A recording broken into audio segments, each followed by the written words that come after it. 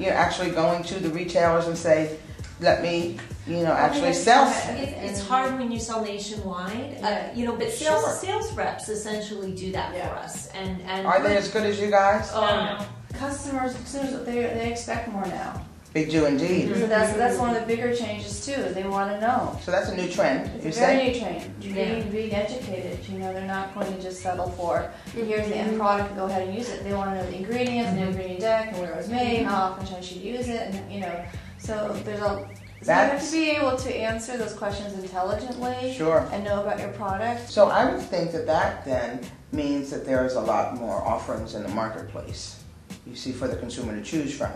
So they're going to then make a decision based on, number one, of course, the quality of the product, but then, as you said, they want to have a lot of information and they want to be educated about the product that they're using. Now, how do you make money in this industry? How do you make some money? I mean, that's critical. It's important to do what you love and put a lot of energy into it. But as business owners and entrepreneurs, it's also important to say, my goal is to generate a certain amount of profit from this business. I'm very satisfied with where I'm at personally with the store, and I'm sure, a year from now when I do my projections, we'll be fine. Okay, good. Because one of the things I know we were talking about is when you started up, one of the things that you had mentioned to me is that you had not anticipated your expenses whether you should have. And I guess this is just a lesson for you and anybody new coming in, and for anyone opening a retail store. And I always tell people when they're looking at their projections is to anticipate that your expenses are going to be 25% greater than you anticipate, and that your revenue is going to be 25% less. That's right. So it's important to make sure that you're bringing in, understanding your cash flow. One of the things I would do is try and get our name out there a little bit more nationally. We have a good solid base here. We've been out at the events. Okay. We're there. Like, I think where I met you, Babe Barkers, we made the largest dog bone. Yes, it was 9 feet 8 inches or something. We're in the Guinness World Record. We beat Bill Gates by 8 inches. Oh my goodness. So one of the things I recommend is looking at and finding other small local PR companies. Yeah. Because when you find people who are new, sometimes they're looking for experience. They're looking for other small businesses so they can grow versus somebody who's been around for a long time. And oftentimes, some of the small PR firms, there are people who've worked at large agencies, so they still may have the same connections. They're just working on their own.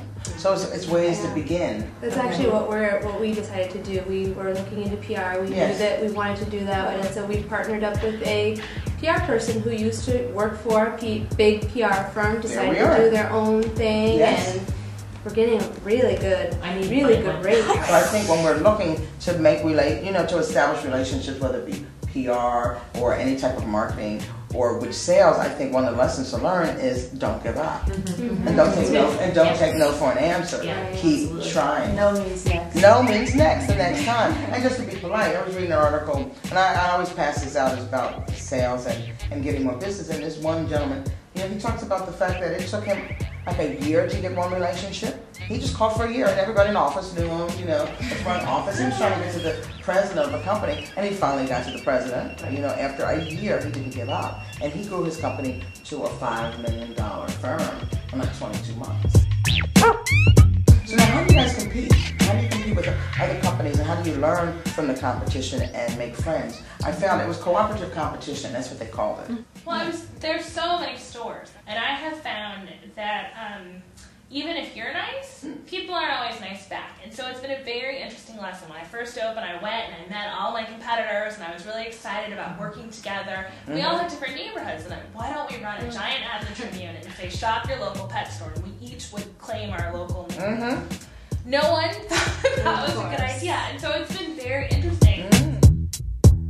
But I think it's been nice to build relationships with manufacturers, and so, I can call, we've met several times. There are ways to find relationships with people that are interesting and clever and in your same line of business who are nice, and I think you just have to keep at it. And what I also tell retailers is not to be afraid of other people coming to your neighborhood with the same kind of idea, because all that does is say that in this area that I know that I can find that type of product, because I know in some retail corridors, people can get a little bit concerned. Oh, it's too many, fashion boutiques in the neighborhood. But then those neighborhoods become known for, this is where we go to shop. I had a really similar experience as you.